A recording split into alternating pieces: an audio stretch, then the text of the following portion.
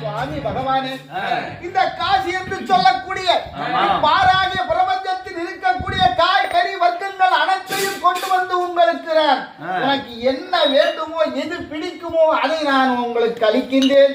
அடியேன் பின்னே வந்து என்னுடைய மனத்தில் அமர்ந்து கொள்ள வேண்டும் சுவாமி பகவானே. கூறிய நிலைமை போல அக்கறையோ உங்களுக்கு அறிவுரை செய்ய வந்தோம்.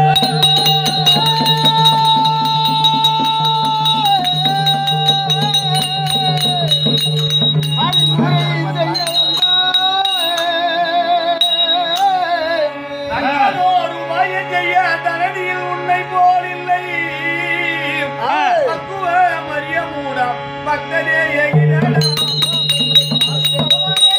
சொல்லலாமா பக்தா?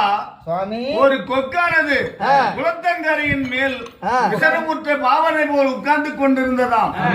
கொக்கு அந்த குளத்துக்கு உள்ள இருக்கக்கூடிய மச்சங்கள் கொக்கண்ணே கொக்கண்ணே ஏன் விசனமுற்ற பாவனை போல் உட்கார்ந்து என்று கேட்டதாம். யார் கேட்டது? மச்சங்கள். அந்த கொக்கு என்ன வார்த்தை தெரிவித்தது? மானம் காய்கின்றது, நீர் வற்றுகிறது, ஆகையால் நீங்கள் எப்படி பிழைப்பீர் என்று நான் விசனமுற்ற பாவனை போல் உட்கார்ந்து கொண்டிருந்து தெரிவித்தது. கொக்கு தெரிவித்தது. அந்த அறிவுகட்ட மச்சங்கள் நாங்கள் என்ன செய்வது என்று கேட்டதாம். நீங்கள் ஒவ்வொருவராக வெளியே வந்தால் பற்றாத பொய்கையில் கொண்டு போய் விட்டு விடுவது என்று தெரிவித்தது கொக்கு. ஆமா, அந்த மச்சங்கள் ஒவ்வொருவராக வெளியே வந்த பிறகு வயிறு நிறைய உண்டுவிட்டு மீதி இருக்கக்கூடிய மச்சங்களை பாறையின் மேல் உலர்த்தி சென்று விட்டதாம். அத்தன்மை போல